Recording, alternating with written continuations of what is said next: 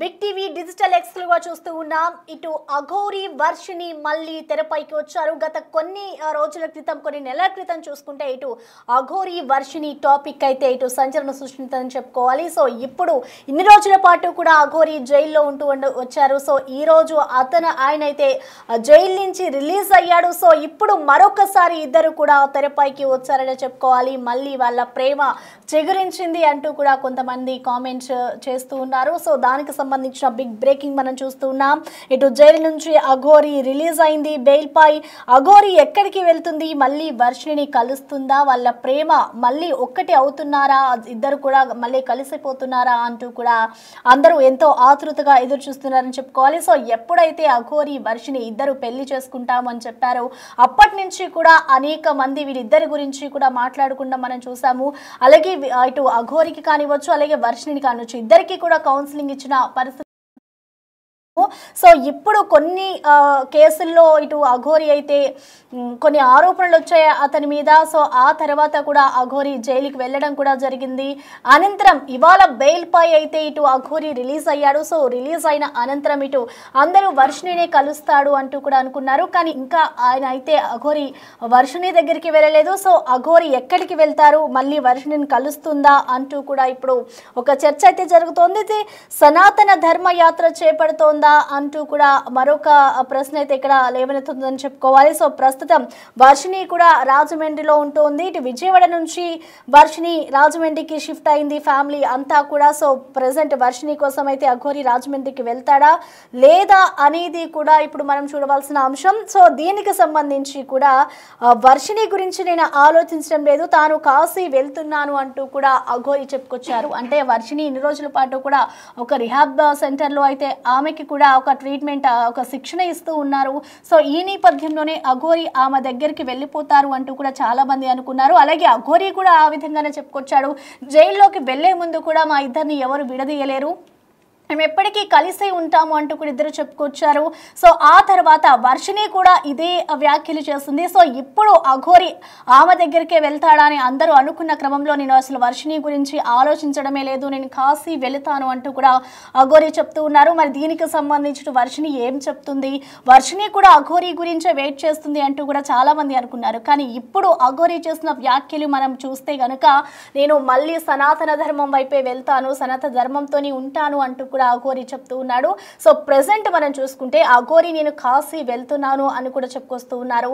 అయితే జైలు నుంచి విడుదలైన అనంతరం కూడా వీళ్ళిద్దరి టాపిక్ మళ్ళీ తెరపైకి వచ్చింది. తాను కాశీకి వెళ్తున్నాను అంటూ కూడా అఘోరి చెప్పడంతో ఇప్పుడు మరి దీనికి సంబంధించిన వర్షిని ఏ విధంగా స్పందిస్తుంది, వీళ్ళ లవ్ స్టోరీకి మొదటి నుంచి కూడా మమ్మల్ని ఇద్దరిని ఎవరు విడదీయలేరు, మా ప్రేమ బంధానికి ఎవరు అడ్డొచ్చినా కూడా మేము ఈ విధంగానే ఉంటాము అంటూ కూడా వాళ్ళు చెప్పుకొస్తూ ఉన్న నేపథ్యంలో మనం చూసుకున్నట్లయితే ఇద్దరు కూడా పెళ్లి కూడా చేసుకున్నారు. ఒక ఆలయానికి వెళ్ళి మేము సనాతన ధర్మం లోక కళ్యాణం చేస్తాము అంటూ కూడా అఘోరి చెప్పడం కూడా మనం చూసాము.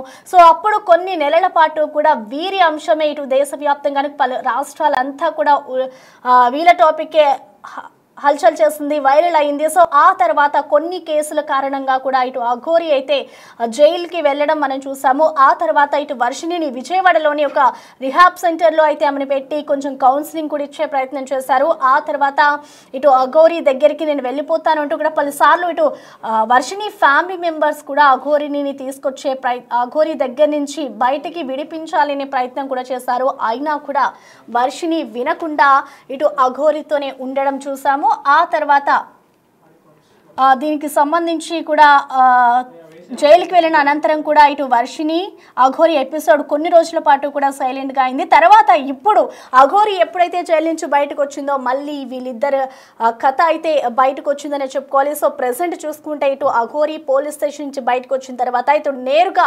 వర్షిని దగ్గరికే వెళ్తుందా, అసలు అఘోరి ఎక్కడికి వెళ్తుంది, అఘోరిని మళ్ళీ వర్షిణిని అఘోరి మళ్ళీ కలుస్తుందా అనే క్వశ్చన్స్ అయితే రేస్ అయ్యాయి. సో దీనికి సంబంధించి కూడా చూసుకుంటే అసలు వర్షిని వాళ్ళ తల్లిదండ్రులు తో కూడా మాట్లాడినట్టుగా మనకు తెలుస్తోంది. అసలు దానికి సంబంధించిన ఆడియో కాల్స్ కొన్ని ఉన్నాయి, ఒకసారి విందాం. నమస్తే అండి కోట గారు, బాగున్నారా? బాగున్నా సార్. నా పేరు ప్రకాష్ అండి. ప్రకాష్ గారు నమస్తే సార్. ఏం సార్ బాగున్నారా? బాగున్నాం సార్. దాంట్లో ఎక్కడ ఉంటున్నారు ఏంటి? మా సొంత ఊరు వచ్చేసామండి. అదే ఛానల్ అవుతుందిగా చేసాం అందుకని. సొంత ఊర్లో ఉంటున్నాం సార్. ఏది రేపల్లి కాడా? అవును సార్.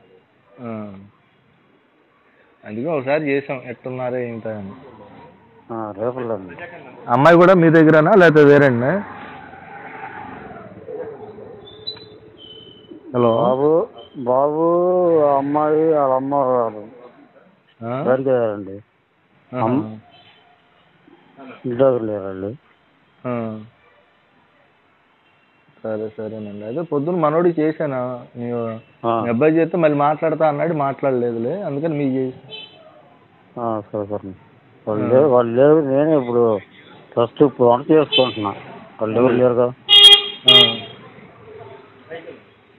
సర్లే, ఎప్పుడు మాకు అపాయింట్మెంట్ ఇప్పిస్తున్నా?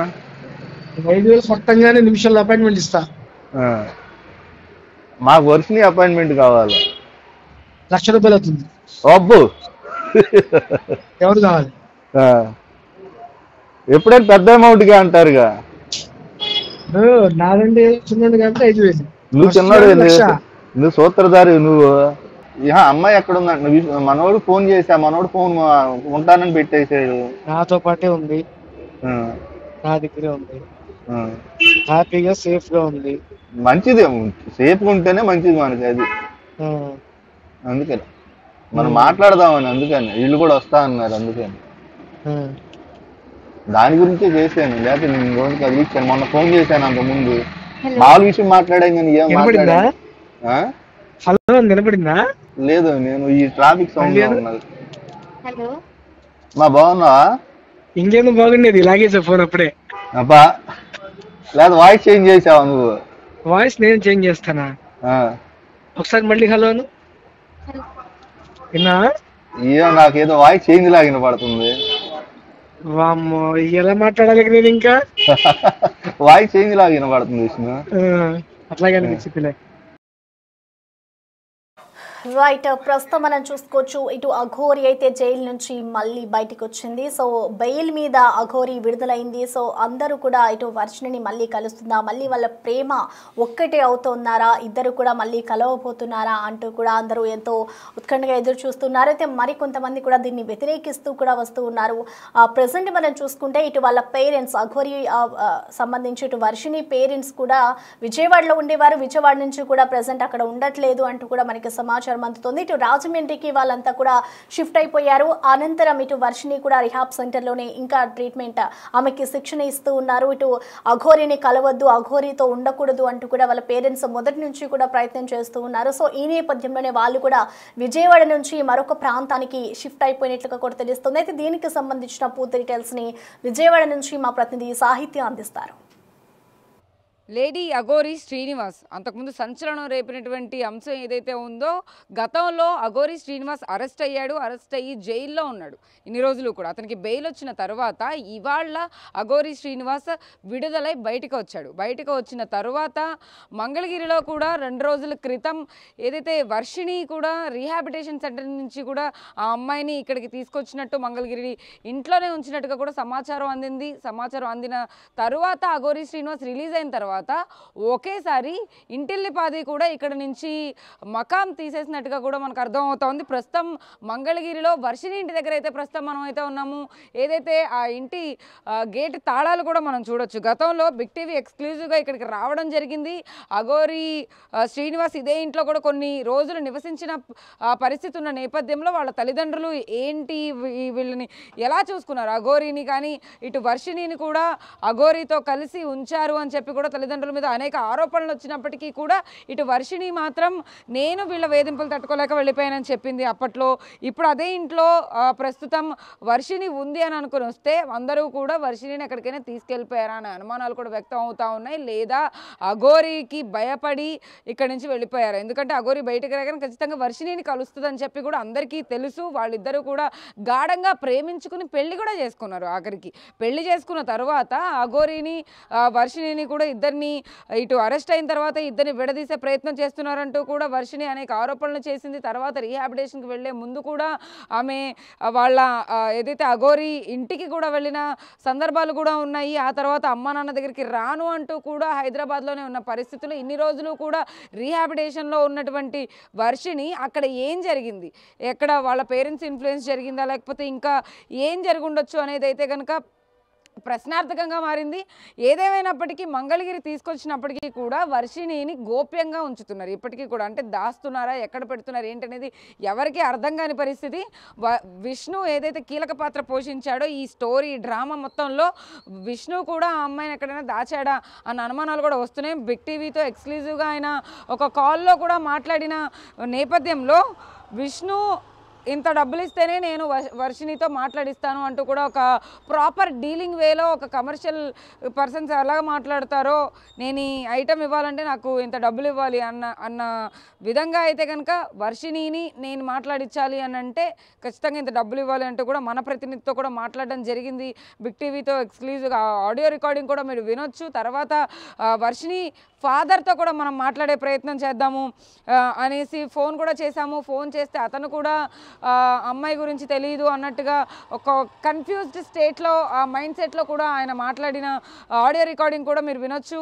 ఆబ్వియస్లీ అంటే ఈ ఫ్యామిలీ మొత్తం కూడా అంతకుముందు గతంలో వర్షిణిని కాపాడండి అంటూ కూడా రోడ్డు మీదకి వచ్చారు, స్టూడియోస్లో కూర్చున్నారు, మాట్లాడారు.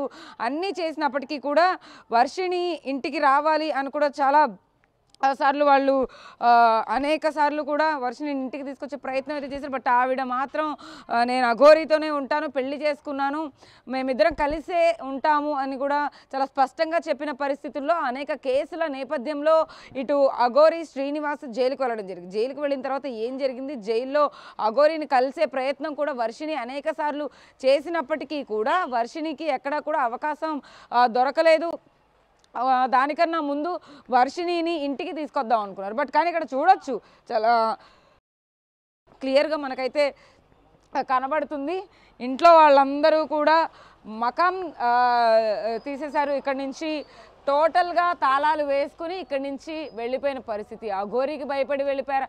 అఘోరికి భయపడాలి అంటే కూడా ఖచ్చితంగా వర్షిణి మేమిద్దరం కలిసే ఉంటామని ఇప్పటి వరకు కూడా ఇద్దరు అనేక వీడియోల్లో లేకపోతే ప్రెస్ కాన్ఫరెన్స్లో జూమ్ కాల్స్లో కూడా మాట్లాడిన పరిస్థితి. మనతో కూడా బిగ్ టీవీతో కూడా ఇంటర్వ్యూస్లో అనేక మార్లు వీళ్ళిద్దరూ కూడా మేమిద్దరం కలిసి ఉంటామని కూడా చెప్పిన పరిస్థితుల్లో ఇప్పుడు అఘోరి ఎక్కడుంది, అఘోరి విజయవాడ వస్తున్న సమయంలో వీళ్ళందరూ ఏమైపోయారు, వర్షిణిని తీసుకెళ్ళి భయపడి ఎక్కడైనా తలదాచే ప్రయత్నం ఏమైనా చేస్తూ ఉన్నారా, లేకపోతే తల్లిదండ్రులే విష్ణుని నమ్మి మళ్ళీ విష్ణు చేతులకి కట్టబెట్టేశారా అనే అనుమానాలు కూడా వ్యక్తం అవుతూ ఉన్నాయి. ఈ మధ్య కాలంలో విష్ణు అనే వ్యక్తి స్వయాన వర్షిణి అన్నయ్య ఎవరైతే ఉన్నాడో హర్ష ఇద్దరూ కలిసి ఇక్కడ స్టవ్లు కూడా బాగు చేస్తూ ఈ ఇంట్లోనే నివసిస్తున్నట్టుగా కూడా మనకు అర్థం అవుతుంది. వాళ్ళ సొంత ఊరు రేపల్లికి ఏమైనా వెళ్ళుంటారా, లేకపోతే వర్షిణిని అక్కడ దాచారా, ఇక్కడ దాచారా, లేకపోతే వర్షిణి ఇష్ట ప్రకారమే ఇక్కడికి వచ్చిందా, అసలు వర్షిణి మైండ్ సెట్ ఎలా ఉంది, వర్షిణి మళ్ళీ అఘోరిని కోరుకుంటుందా లేదా, అఘోరి బయటకు వచ్చిన తర్వాత అఘోరిని కలిసేందుకు వర్షిణి ప్రయత్నిస్తోందా లేదా, అసలు వర్షిణి ఎక్కడుంది, వర్షిణి ఎవరు వినబోతున్నారు, వర్షిణిని బయటకు ఎందుకు రానివ్వట్లేదు అనేక ప్రశ్నలు అయితే లేవనెత్తుతూ ఉన్నాయి. ఇటు అఘోరి కూడా విజయవాడ వచ్చే ప్రయత్నాలు చేస్తూ ఉన్నారు. ఎందుకంటే అతని మీద కేసులు ఉన్న నేపథ్యంలో ప్రతి శుక్రవారం అక్కడ స్టేషన్లో సంతకం పెట్టాల్సినటువంటి ఏదైతే నియమ నిబంధనలు ఉన్నాయో వాటన్నిటి దాటుకుని కూడా అతను వర్షిణిని కలిసేందుకైతే కనుక విజయవాడ వచ్చే ప్రయత్నం అయితే చేస్తున్న పరిస్థితుల్లో వర్షిణి ఏమైపోయింది అనే ప్రశ్నలు అయితే ఖచ్చితంగా లేవనెత్తుతూ ఉన్నాయి. మంగళగిరి చుట్టుపక్కల వ్యాప్తంగా కూడా అందరూ వాళ్ళ ఫ్యామిలీ తెలియని వాళ్ళు ఎవరు ఉండరు. అనేక విధాలుగా అయితే కనుక ఇక్కడ చాలా రప్చర్ క్రియేట్ అయింది. అనేక సార్లు కూడా ఈ గొడవ బయటకు వచ్చింది. వర్షిణి అనేక సార్లు ఇంట్లో నుంచి బయటకు వెళ్ళిపోయింది. అనేక సార్లు ఇంట్లో వాళ్ళ మీద నిందలు వేసింది. వేరే ఛానల్స్లో కూడా కూర్చొని వాళ్ళ తల్లిదండ్రులు ఇప్పుడు కూడా చూడొచ్చు స్ట్రీట్ కూడా వాళ్ళ గురించి మాట్లాడుతున్నప్పటికీ కూడా అందరూ బయటకు వచ్చి చూస్తున్న పరిస్థితి. ఇంట్లో కూడా ఎక్కడ వాళ్ళ ఆనవాళ్ళు కూడా కనిపించడం లేదు. ఇప్పుడు మళ్ళీ వార్తల్లో అఘోరి శ్రీనివాస్ బయటకు వచ్చాడని తెలిసి విష్ణు కూడా ఇక్కడి నుంచి తను ఏదైతే స్టవ్లు బాగు చేసుకుంటూ ఉన్నాడో అది కూడా ఇక్కడ నుంచి మార్చేసి ఎక్కడికి వెళ్ళాడు అనేది కూడా ఖచ్చితంగా మనకు అర్థం అవుతుంది. అంత తప్పించుకునే ప్రయత్నం చేస్తూ ఉన్నారో లేకపోతే వర్షిణిని మాట్లాడించాలంటే ఖచ్చితంగా ఇంత అమౌంట్ కావాలని డిమాండ్ చేస్తూ కూడా ఆమెను మళ్ళీ వ్యాపారబద్ధంగా వాడేందుకైతే కనుక ఇంకొక చోట దాచి ఉంటారనే అనుమానాలు కూడా వ్యక్తం అవుతూ ఉన్నాయి. ఏదేమైనప్పటికీ కూడా అఘోరి శ్రీనివాస్ మళ్ళీ వర్షిణి ఇద్దరు కలవబోతున్నారా లేదా, వీళ్ళిద్దరి ప్రేమ వ్యవహారం ఎక్కడి వరకు వెళ్ళింది, వీళ్ళిద్దరిని కూడా విడదీసే ప్రయత్నం తల్లిదండ్రులు వీళ్ళు చేస్తున్నారా, లేకపోతే వర్షిణి మైండ్ సెట్ మారిపోయింది అనేది అనేక ప్రశ్నలు అయితే లేవనెత్తుతూ ఉన్నాయి. అఘోరి ఖచ్చితంగా ఇక్కడికి వస్తే కనుక మిగిలినవన్నీ కూడా డీటెయిల్స్ ఖచ్చితంగా తెలిసే అవకాశం అయితే ఉంది. ఎందుకంటే వర్షిణి ఎవరు వినలేదు ఇప్పటి వరకు కూడా. రీహాబిటేషన్ నుంచి బయటకు వచ్చిన తర్వాత అటు అఘోరి కూడా బయటకు వచ్చి ఇప్పటికీ 24 గంటలు అవుతున్నప్పటికీ కూడా విజయవాడ వచ్చే ప్రయత్నం చేస్తూ ఉన్నారు, వర్షిణిని కలిసే ప్రయత్నం చేస్తూ ఉన్నారు. ఇక్కడికి వచ్చిన తర్వాత ఎలా మారబోతుంది సిచ్యువేషన్, వాళ్ళ తల్లిదండ్రులు ఏమనబోతున్నారు, వర్షిణి ఏమనబోతుంది, మెయిన్గా వర్షిణి ఏం మాట్లాడబోతుంది అనేది అయితే అందరికీ ఉత్కంఠగా మారిందని చెప్పొచ్చు. వీడియో జర్నలిస్ట్ విశ్వనాథ్, సాహిత్య బిగ్ టీవీ, మంగళగిరి నుంచి.